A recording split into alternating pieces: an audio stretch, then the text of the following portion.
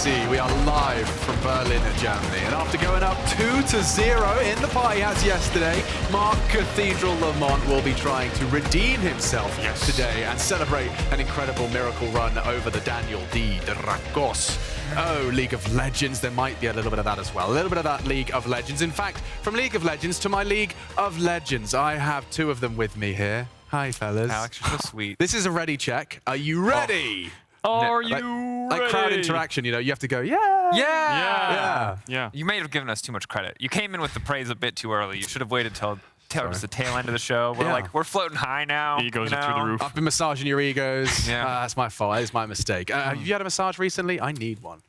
Yeah. Yeah, you did? Like, we're talking full sports, attack your body, or? Ooh, I mean, yeah, it was a kind of a light deal. I did some cardio this week, which, if you know me, is a strange occurrence. I was doing it with him. But does climbing counts as cardio? You do that all the time. No, it doesn't. It doesn't. And yeah, so my right leg is absolutely ruined, and I tried to massage that out. Did not work. Did not work. And indeed prayers for you and your leg. Cadril, I assume you're obviously in tip-top form. Yeah, great form. Yes. Dracos knows from the week of aerobics we did together. Ironclad wrists. I've heard you've been up to no good. I'm looking forward to seeing what comes of that. But these two have been up to a secret mission, and secret missions for Misfits are complete. They took down Rogue yesterday, and Zara coming back, and of course saying goodbye to Schlatan. A bit of a swap, a lateral move was the conversation. And as we watched that game play out, what was your review? You know, first look, Zanzara in the ranks, and a big win. A lot of positives as well, yeah. Zanzara, I mean, brought more of an early game vibe to them just because of the champion that he was playing, right? There was a lot of standout plays, especially for players like Neon, who just stepped up, got the 2v2 kill, accelerated their lead, had a fantastic game on this area. A lot of interesting answers towards Taliyah, which we thought was incredibly strong,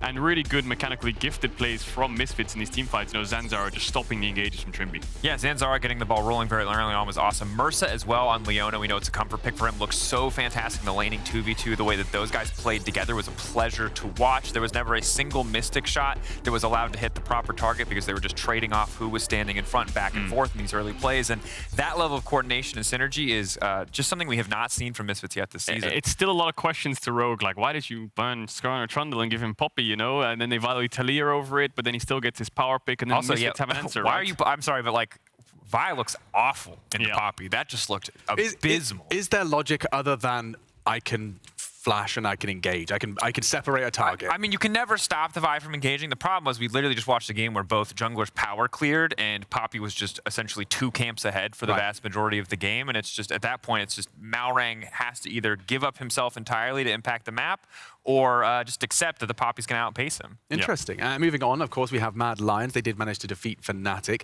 and they are now in sole position of first place, top of the tables.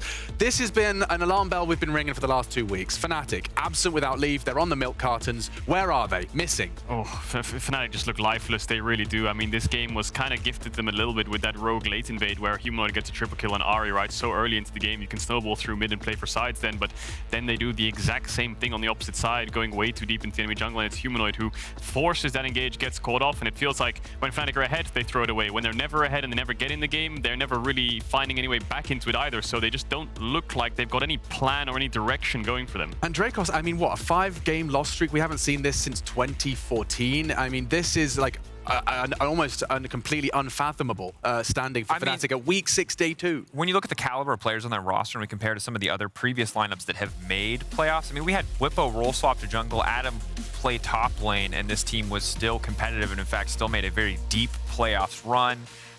So the fact that this roster, which is a veritable super team that had such high expectations, that actually did very well in spring, all things considered, is crashing and bombing like this is insane to watch. Feels like the top 5, it does look pretty safe right now, but of course you have to remember Misfits, Astralis, Fnatic, SK, some of those candidates are fighting for that final spot, and Fnatic's in that list. Normally it's the case of, well, you got your G2, your Fnatics, and then we talk about the change. It's changed. It's so surprising to see Fnatic in this kind of brawl with Astralis and SK and trying to fight their way into the 6th spot. Never really something that I would think of. If you told me that at the start of summer, I think you're crazy. I mean, it's crazy on so many 2 levels, again, because if you said Fnatic was this far down, you'd be surprised. If you said a roster with these 5 players is this far down, you would also be surprised. So when you put it together, it is it would be impossible to believe if it wasn't just being hammered into our head every single game. We watch them make mistake after mistake after mistake. Isn't it Fnatic BDS this week? Is it coming up soon? Fnatic BDS? It's today. It's today. Yeah, so I mean, They gotta win that game. Maybe it starts there. It has to. Actually, it has Surely, to. It's right? compulsory. But we will move on because in the fight for playoffs, Dracos wanted to have a look at 3 special X factors for the teams on their road to the top 6. Certainly did. Thank you very much, Alex. Fnatic, we just said it. They're not the kings of Europe right now. They're not fitting into the sexy narrative buzzwords that I and every other caster on this broadcast loves to use. A 5-game losing streak is unprecedented in the modern era of Fnatic. But I believe the playoffs remain within their grasp, and I think that Wunder is the man that can bring it home to them. And if you've watched their last 2 games, you might be skeptical because he was destroyed by Armut. He was embarrassed by Finn. But I remember a Wunder who carried on Gragas. I remember when Wunder was playing Ornn and he and Razork single-handedly dismantled G2's top side in week 3. Wunder is a player with a massive pedigree. He deserves those resources. He deserves that support, and I believe he is someone who can bring this home for Fnatic, or at least bring them to playoffs. I want to see him rise for the occasion. I want to see the team support him. I want to see them go top. Gank for Wunder. Let him carry. Give him the champions that can have that big impact in the game. Jace, it's fancy. It looks cute, but where are my Gragases? Bring him back for me. Bring back that level of performance. But while Wunder has struggled, Certus has also struggled, but the difference is that Certus has also been rising up after a 6-game losing streak and, yeah, some incredibly mediocre performances. A lot of people might have written him off, but just when we thought we had him figured out, he came up big against G2 and Caps, absolutely popping off on the Akali. And it wasn't just a nice score line for him, it was a massive, massive win for the lineup of SK. In the last 5 games, the team is now 4-1. They've beaten G2, XL, they've gone toe-to-toe with Mad Lions, and they've swept aside BDS and Astralis. But if this is going to keep going, it's going to be about Certus. Mid, incredibly important role in the meta. We talk about it so much. Sylas, Taliyah, these roamers, playmakers. We've seen how good Certus can be on his Sylas. We saw how incredible he can be on the Taliyah yesterday. And now it's time to keep that momentum going as we look ahead towards his first game today. He's going to go up against Misfits, which is no easy task. We kind of were ready to write them off too. The Zanzara sub been a little bit questionable, but we talked about it earlier already. Very good performance. They're coming off of a big win versus Rogue, and despite knowing that this is their last dance, I believe this team can make it to playoffs. Yesterday, we saw the jungle and support of Misfits really step up, and as the core of this team begins to solidify, I'm looking at Neon to actually be the X factor for this team. Now, I know what you're thinking.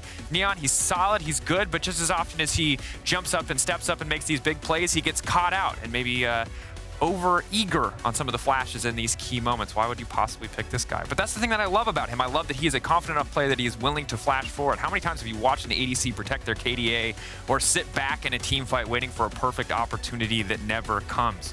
So yeah, Neon is a gambler, and sometimes gambling means you look stupid on stage. But when you've got nothing left to lose, why not double down? Why not believe in a player who's willing to take some risks? There's a lot of doubling down these days, isn't there? It's the move. It's the go-to move. Sure. No absolutely. other way than extra deeper down. And in fact, I'm actually going to dig myself a little deeper now because you don't have your party hats. There's a whole game. I established this. I had one idea this entire week. I said, let's get some hats, some props. Let me get prizes. Alex, I did not want to intimidate the competition, but if you ask, I shall deliver. Gentlemen, bring me my hats. Yes, 2 hats well earned. The Exodia is being built. Yes, yeah, this is Pauldron Maximus pieces. and the Crusher, and you, Seto Kaiba knockoff, will be taken down a peg. These are very hard to keep on my shoulders. Yeah, they will sit on the side. That works too, actually. Very high fashion, very avant-garde. I It can suits see him. you. I can see you on the catwalk. Could you give me like a little bit of a catwalk stop and turn? Yes. Okay. Oh, yes. No, it's working. It's popping. The party hats, they love it. There is more party hats to be battled for over the course of today's show. Prizes, obviously, and a lot of pride attached to them. Because across the past 2 weeks, my League knowledge has been exponentially improved. I mean, they're just spoon-feeding me intelligence right into my cerebellum. Dracos and Beedrill will be putting me on the spot. Both will be drawing. Yeah, you know, just like the little bumblebee. You can be Adrill when you pass a challenge. Both will be drawing League of Legends-related things, and I need you to guess. If I get it, you will receive a point. Most points at the end gets another hat, or for some, they're first. Okay, so we're drawing, and you got to guess them. You got so we get. How much time do we get? It's Pictionary. It's like 60 seconds. Pictionary League of Legends? You're just essentially going to 90 seconds. 90 seconds. 90, not even 60. 90 seconds to go through as many drawings as you can from your list. I think you've got a list, or you're going to be fed them. All right. The audience can see our list. Production will feed us the list. I think, exactly. Okay. I'm the one. I'll be covering my eyes. I will not look at the naughty screen, and we will get going. So, I've always wanted to be a game show host. I think Party Boy's going first. Party Boy probably goes first. Yeah. And I know Dracos has got a bit more of an artistic It's almost bone like his birthday, so let's let him have it. This in is the his last body. thing he can have So, before I crush his Dracos, soul. pen at the ready. Quiet on set. I'm left-handed, so bear with me here. Let me hold that for you, Dracos. Let me hold that for you. No, you don't. No, I'm not. And in 3, 2, He's like a mouse. 1. Control yourself. Draw. Draw. Okay, it's a box. It's a battery. It's an exhaust pipe. I think he's trying to draw the positives Ferrari. and negatives. It's a machine gun. It's a corky. magnet. It's a magnet. It's to do with the it's polars definitely a of the machine Earth. gun. It's an Uzi. It's a water gun. Are we doing Nerf guns here? No, it's a balloon wait. hat. It's a man with a gun. Obviously, that's It's a weak one. It's him playing Nerf Graves yesterday. has a gun. Who At the else has a swimming gun? pool? Neon Pool party Dracos has a gun. Yeah, there's more gun people. Obviously, there's Come on, Neon has to count. This is closer than we can get. Skip. I'll skip. Oh my gosh! Give me the thing. Give me the thing. Skip. He's got a Mohican and a Uzi. He's pissed. He's pissed. He is pissed. He's gonna lose a party hat. Big teeth. Cho'Gath. Dinosaurs. It's a Dinosaurs. Pokemon. It's a Big Pokemon. eyes. It's not Cho'Gath, but it's a dinosaur. It's got wings. It's the Balrog. It's obvious. Do you know what this is, Kadriel? You're an expert. It's it's Roche. It's to do with it's a bird. Is he flapping his wings?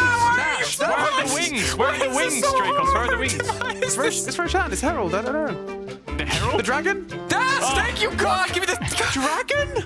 That's not a dragon. He's so spherical. Oh. Okay, yes. Time check. Where is he at? Triangles. Hourglass. Zonya's. Yes! Ah! God, how the hell did you get that? That was That's easy. a mirror. Better than his terrible dinosaur. It looked like Barney.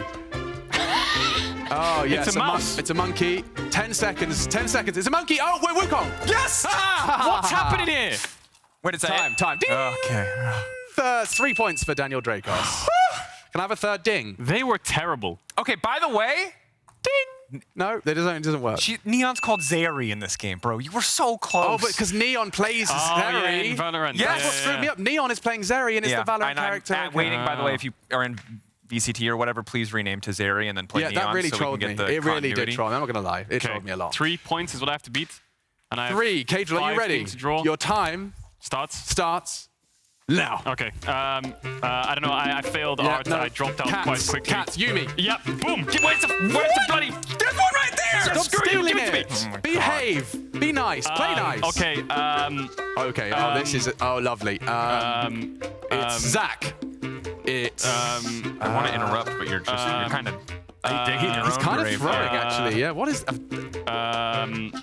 Does it have hands? Does Like an apple? It have hands. Oh, it is. It's Roche. the other one? Roche? Nash. Yep. I got trolled because. Yes. What's the next one? I got trolled because of Trevor. It's all his fault. Okay. I don't know what it has.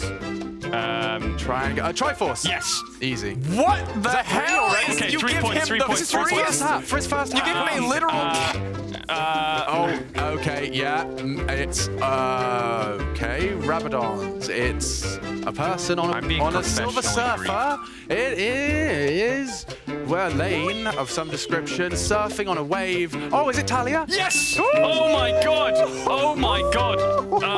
Okay, this one's gonna be This is horrible. not fair. It's 3-3. This is like. I don't know what they're. Yeah, it's something like. What does their Nocturne. logo look like? Oh No. god. Heretics. Eggman. It has something here, I think. Sonic's arch nemesis. Yeah, What let's is stick with this? Sonic's arch nemesis. It's an Is there egg. another one? Can I pass? An owl. An owl. You've got 5 seconds, mate. You want to give me something else? A hint. Lion. Lion. Tigers, bears. Oh my. We are out of time. I'm I afraid. apologize, Does Mad that Lions. mean we're I forgot your tied? logo. Does that mean we're tied? Let's check Wait a out the minute. I'm scores. so I get confused. 4? Can someone explain? I thought he got 4. Did Baron Wait, not what? count How did because he Baron- called it he said- Roshan? It's because I called it Roche. I know I'm never coming back. I know I've been fired. I get it. I said the wrong guy. Production. I would love 'cause it's to rat my backwards. boy out. Someone He help. said Baron and he said Roshan, and I know there's no Aegis of the Immortal or whatever, Looks but like a I would lipstick give mouse. I would give Machine a point for that. That's what I'm saying. I would give Machine a point. Kadriel So I won. has won. I won something. Oh, and thank you to my kind and beautiful assistant. I can present to you your very first party hat. Congratulations. Wow. What the hell was that? Was that Peter Griffin? Shh.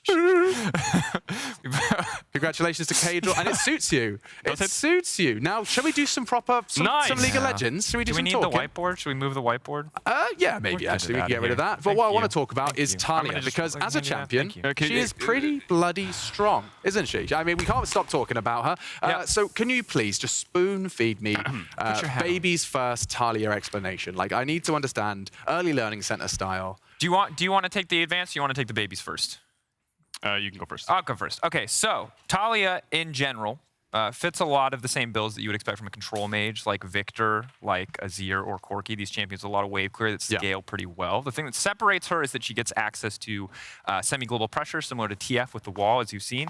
The added benefit of the wall, of course, being that it's also terrain, unlike the TF ult, even if it has a shorter range. Her big thing is she clears waves really well, she sets up really well, and thanks to some of the most recent changes to her, the fact that you are stunned when you leap into her E, Unraveled Earth, that little minefield, most champions that would want to dive on her essentially cannot. This makes her, These numbers usually are pointing in one direction only of, you know, OP. A lot of people are talking about it. 100% pick ban, as you can see in LEC in this 12.13 patch. Over further afield, you can see LPL 95. I mean, even the LCS 90%. Everyone is picking and prioritizing Taliyah. And I would love to kind of explore what exactly, aside from perhaps the changes to her kit, which Dracos has highlighted, I'm sure there's more to it. There's one final thing that's just missing from the kit is the Q change, and it's because the fact that her Q now scales way better in terms of damage. So the biggest spike for Taliyah is actually level 9 in the game, when you actually have 5 points in Q. That's when the big damage comes out. And yes, early game you can just blow waves in, get the enemy mid on the tower, move the sides, but the wall just creates such good terrain to create space. And space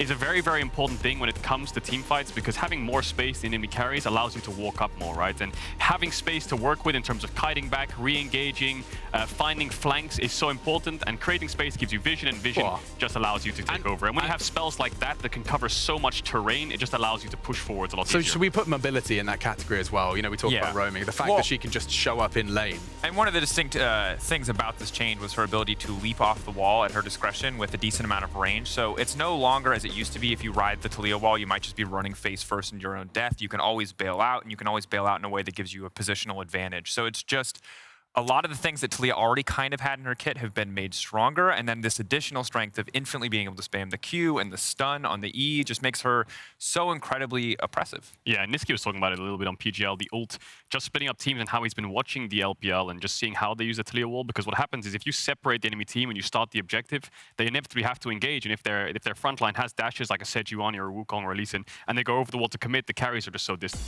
It is an interesting zoning tool, and of course, Niski did fill us in last night. It was an interesting conversation to be had, and also you're seeing evidence of it. Like I think he even told us his positioning coach, that's right, that's a thing that exists, positioning coach, was talking him through some of the ways in which he could actually utilize it a bit better. Is this a good example right here? Yeah. What's Neon supposed to do? You're contesting Dragon, now he has to wait 5, 6, 7 seconds for this wall to bloody fade while they're taking the Dragon. By the time he's arrived, like, sometimes the fight can be over. So mid laners need to learn right here on how to use the wall to buy time for your team to finish objectives. And you can use it to such great effects. Here we're seeing around the Dragon, but it can also be used around the Baron. If they're over pushing mid wave, you can separate them on the wave so that the team can't catch up.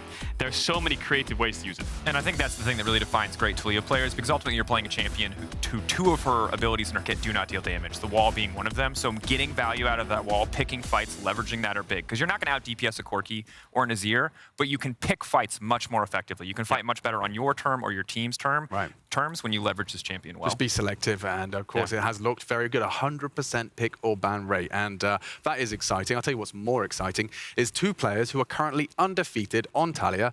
Is Perks and Caps. You've never heard of those two before. Young men, gentlemen, who will be facing off later tonight in our LG Ultra Gear match of the week. We've got Vitality versus G2 Esports. Check it out.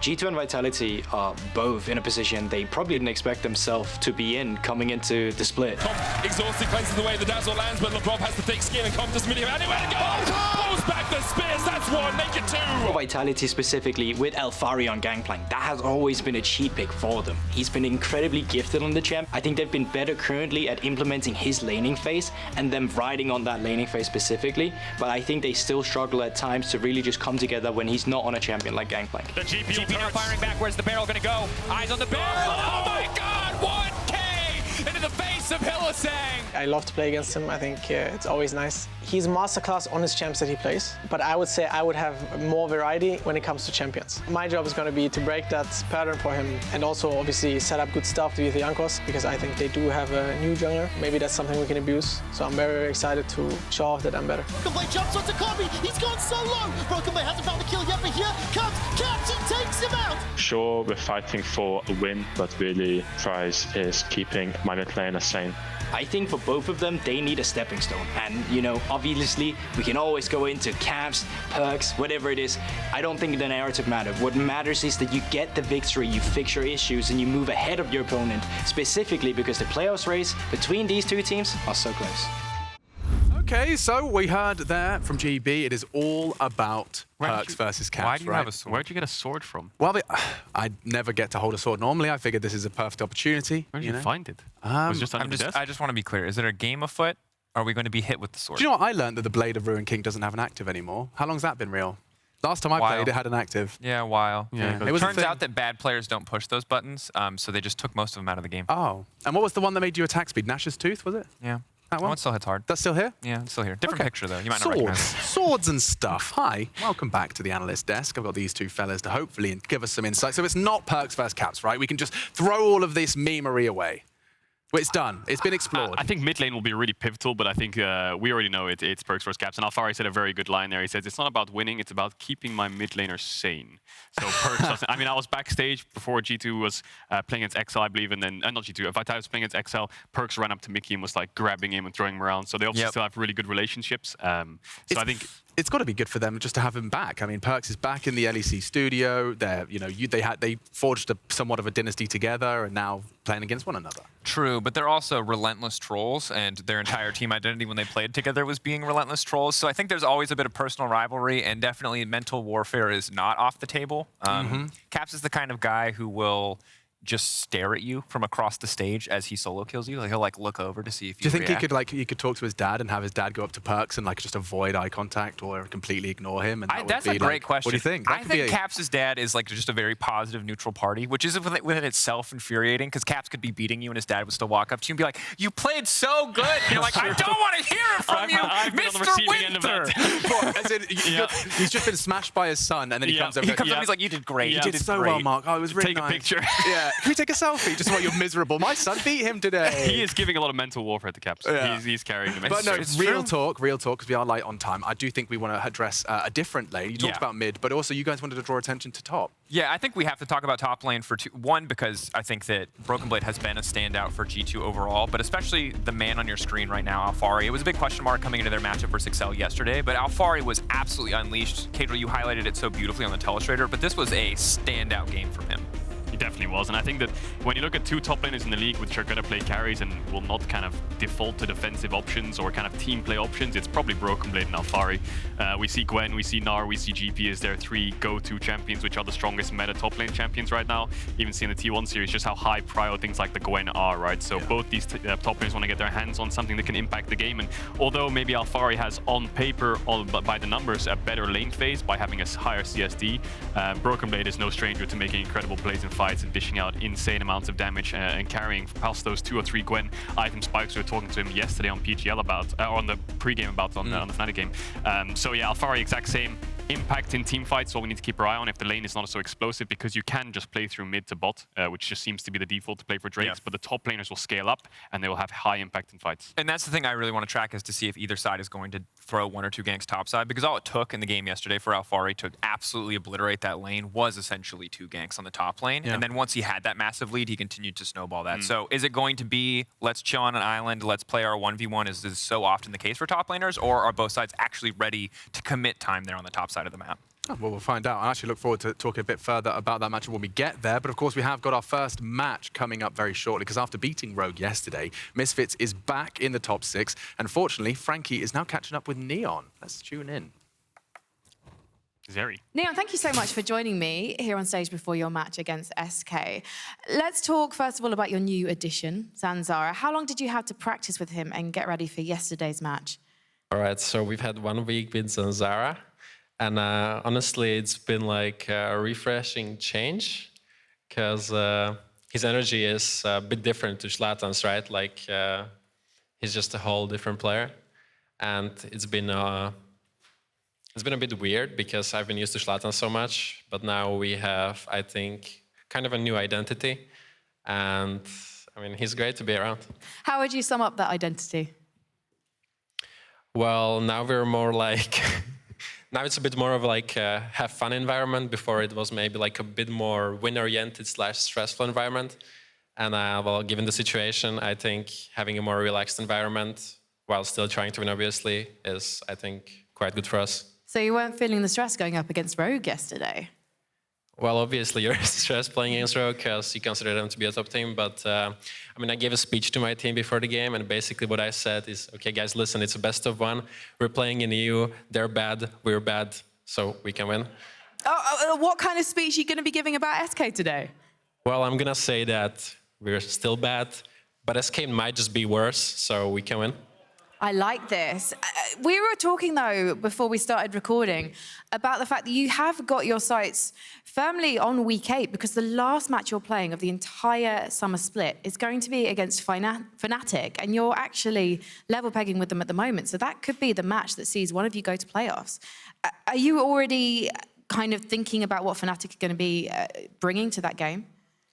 Well, I mean, first of all, I just kind of looked at like what teams we were going to play on the last week, and I noticed that the very last game of the whole summer split is against Fnatic, and I know that it's going to be us, Fnatic, or SK playing for the 6th playoff spot, I think.